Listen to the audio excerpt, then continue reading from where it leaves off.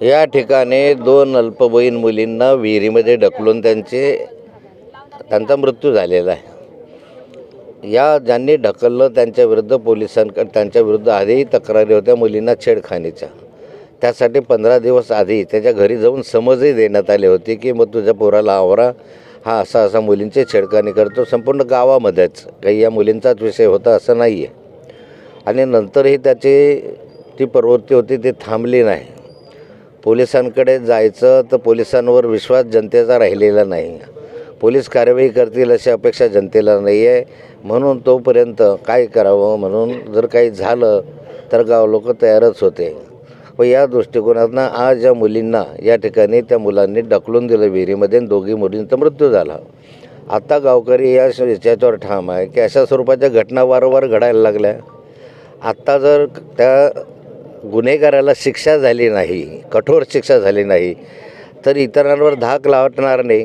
दुसऱ्या काही घटना घडल्या तर मग कारवाई जर याच्यावर झाली नाही तर दुसऱ्यांवर काय होईल। म्हणून या सगळ्यांच्या नागरिकांची इच्छा अशी आहे की जसं त्याला या ठिकाणी आणलं, मुलींना आणलं, तसं त्या अपराधीला जो आहे तो आमच्यासमोर आणल्यानंतर आम्ही त्याचं काय करायचं ते बघू। आम्हाला असं वाटत नाही की पोलिसांकडून आम्हाला न्याय मिळेल, म्हणजे पोलीस त्याला मारतील झोडतील वगैरे ते असं वाटत नाही।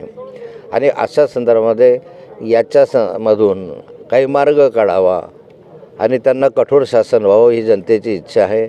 आणि आजूबाजूच्या पंचक्रोशीतला सारा समाज, सारे गावं या ठिकाणी उपस्थित झालेले आहे। माणसांच्या मनामध्ये क्रोध आहे, संताप आहे, माझ्याही मनामध्ये संताप मोठ्या प्रमाणावर आहे।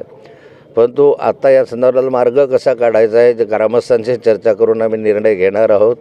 पोलिसांची ही चर्चा मी केलेली आहे। पोलिसही कायद्याच्या बाहेर जाऊ शकत नाही, कायद्याच्या चौकटीच्या बाहेर शकत नाही, परंतु ह्याला अधिकाधिक शिक्षा झाली पाहिजे।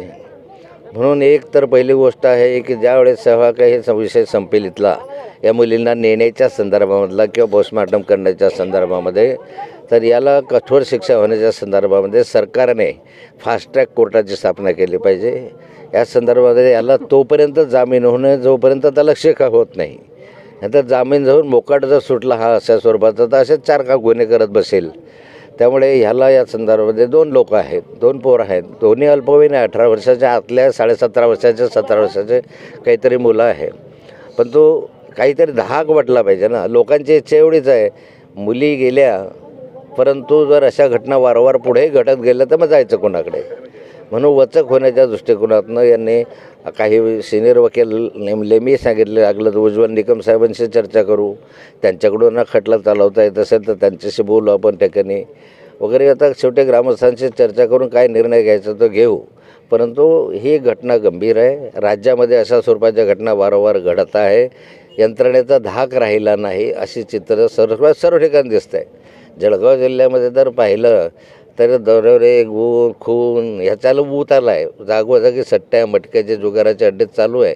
मी स्वतः कितीतरी तक्रारी केल्या, कितीतरी लेखी तक्रारी केल्या वर्षभरामध्ये, परंतु पोलीस यंत्रणा काही आपले हप्ते सोडायला तयार नाही आहे। पोलीस अधीक्षकही लाचार झालेले आहे, हे कुठल्या तरी दबावाखाली वापरत आहेत म्हणून राज्यामधले गुन्हे आणि या ठिकाणचे गुन्हे वापरत आहे। लागल्यात चौकशी करा, माझ्या पत्रांची चौकशी करा। मी 1 वर्षापासून 1.5 वर्षापासून पत्र लिहितो आहे, पण साधं उत्तरसुद्धा या ठिकाणी सरकारकडून येत नाही आणि म्हणून अशा स्वरूपाच्या घटना घडत आहेत।